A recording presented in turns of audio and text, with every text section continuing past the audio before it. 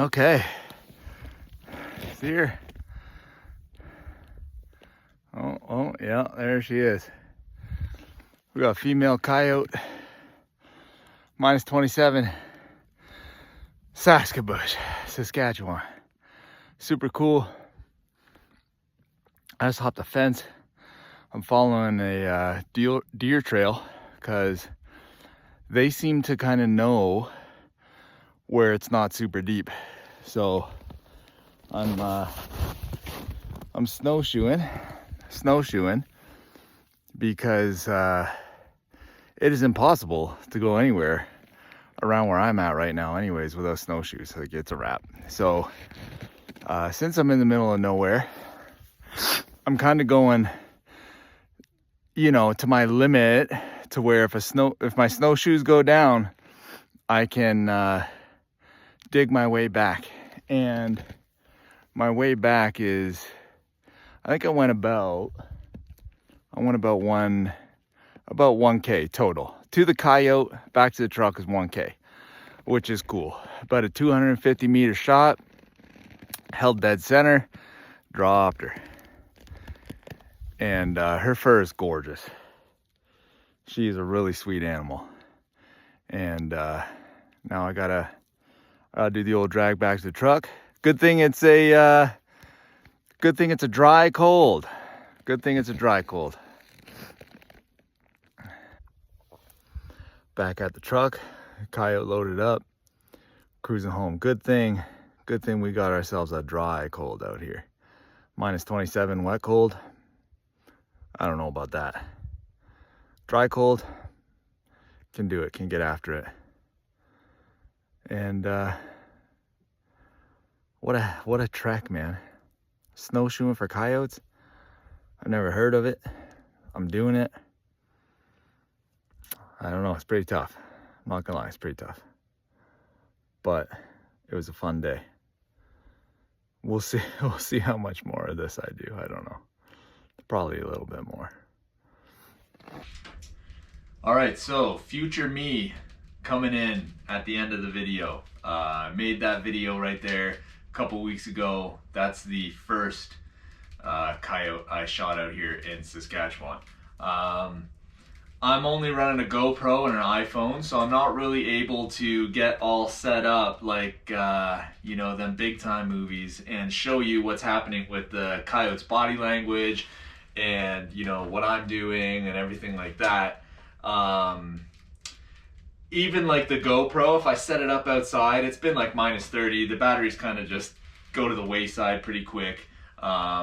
But what I'm gonna do here is just kind of recap it. For anybody that's interested in hunting, that's kind of what I did this whole channel for. I'm gonna be shooting a lot of snow geese in the spring here, right? So that's what the GoPro's for, and doing that dance. But in the meantime, I'm gonna get after these coyotes. So you can go online and see a coyote get shot anywhere, right? I don't really need to do that. Me starting out, finding the why as to setup was super important to me, and super beneficial, right? Like how a setup's going on, like how a setup's going down, what's going on out there in the wilderness when you're trying to get fur on the ground, right? So this is what happened. This is what happened with the coyote situation. I show up to the spot, okay, we're at a barnyard, park the truck. There's a little tiny sparse patch of bush, really tiny, okay? There's a fence line and open field. I gotta walk 600 meters to this little bush patch, right? Then there's a post row, like barbed wire post fence that way. Then 250 meters over here, there's a thick tree line. 750 meters away is a little bit thicker bush. And then, all to my left is kind of open field, all that. But there's this creek bottom marsh area. And I'm kind of hunting that, right? And there's like a little tiny section of trees out there. So I'm kind of hunting this direction. The wind's blowing dead in my face. I'm hunting all this because lots of ups and downs, little whoops and stuff like that. Nothing too major, like any 100-foot valleys or anything like that. But it's some terrain, right? And everything's covered in like 3 feet of snow. It's been super cold. Coyotes just float on top of that. They don't care about 3 feet of snow at all. At this stage in the game, if it's fresh powder, maybe a little more. But right now, they're so light, they can kind of just cruise on top of the snow. I have to snowshoe out 600 meters because without snowshoes, you're not going anywhere at all. And I set up and I'm hunting all this because it looks good. I got my attention over here to that little tree line because there's a little bit of a draw over there. And if anything runs at me 750 meters away, I'm figuring I'm gonna pick it up, right? And everything behind me, I'm writing it off because that's where I came from, and the wind's blowing straight at me. So I'm in my little chair, everything like that, and really simple. This is like a super simple textbook setup of what you absolutely want to happen. Okay, well, could be better, but this is pretty good. So I set up right kind of on the edge of that plot of trees, and then that fence row, right? The post fence row, barbed wire fences. And I do the rapid distress, really simple, like inside of 6 Mississippis, okay? And I'm blowing a Les Johnson Cottontail Deluxe. That's the call that I'm using here. And I wrap on that, short and sweet, 6 seconds, like a legit 6 seconds. When you're out there hunting, everything seems like it's taking way more time than what you're really accomplishing. You know, you'll be looking at a coyote kind of looking at you and it feels like it's 3 minutes. It's not. Like you're both kind of just doing your thing for like 20 seconds, right? So I'm hitting the rapid distress, 6 seconds, and then sure as anything, right to like my 10 o'clock, I got 2 coyotes just pop out of nowhere land, right? They're mousing or they're bedded down, whatever, some little, you know, little swale, I can't see them. Right in this marshy creek bottom stuff, 3 foot worth of snow, right? Boom, they pop right up and they're both looking right at me, and they run straight in line with me at about 400 meters, right? Maybe 350. Yeah, we're gonna go with 350. They're 350 meters away, right? And the thing is, I've got this fence row and then that fence row, and there's a bunch of taller grass still peeking out of the snow a little bit. And it's kind of obstructing my shots here. It's like, you know, just the way the fence row angle was, it's taken up like a good portion of the field of view. I'm not above it, and it's like, man, I can't really do too much here. Either way, the one stops and the other one kind of kicks it back, right? It's kind of looking to get onto that tree line over there and maybe come take a peek at me. I don't really know, but it goes out of sight doing its thing. Now it's kind of out of my concern. I got a coyote in front of me 350 meters away, and I am focused on it. So it's posted up looking at me, but he runs off, and you know, I got it in the glass, I got it in the scope. Real slowly, I'm raising my rabbit call here, and this is like it's sitting down for 15 seconds, like not very long, 15 seconds. It's sitting there, but he's gone, and then it's just like a simple wah, wah, wah, wah, rabbit call done. Okay, and that was enough for it to just like break off, and it starts slicing the pie towards me, right? So we got the fence line here, coyote was kind of out here, tricky to kind of get my bead on him, right? And it starts slicing the pie on a diagonal towards me, and it makes ground, you know, not like hard charging, it's just kind of loping, right? Doing its little trot, loping towards me, makes it right into my clear line of sight at 250 meters, and it kind of broadsides and looks like that.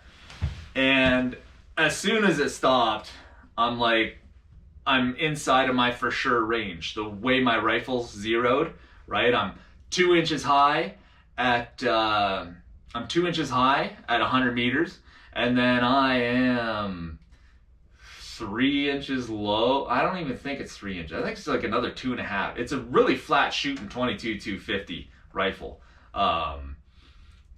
I think maybe 3 inches low at 250. Either way, I just hold dead center on this coyote, 250 meters out, right in the boiler room.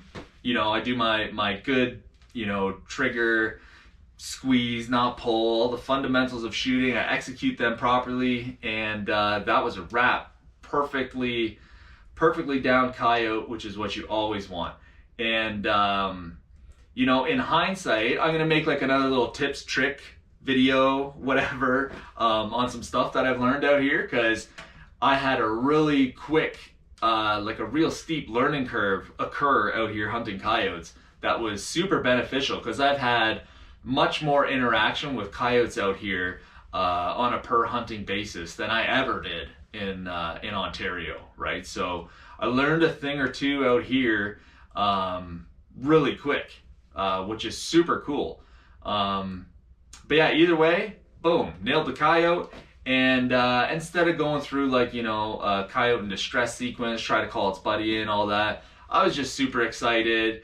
And like I said, hindsight, this is a hindsight 2020. I would have done a little thing or two after I had downed that coyote, but I didn't, and ran up to her and dragged her back. I waited about a minute and a half.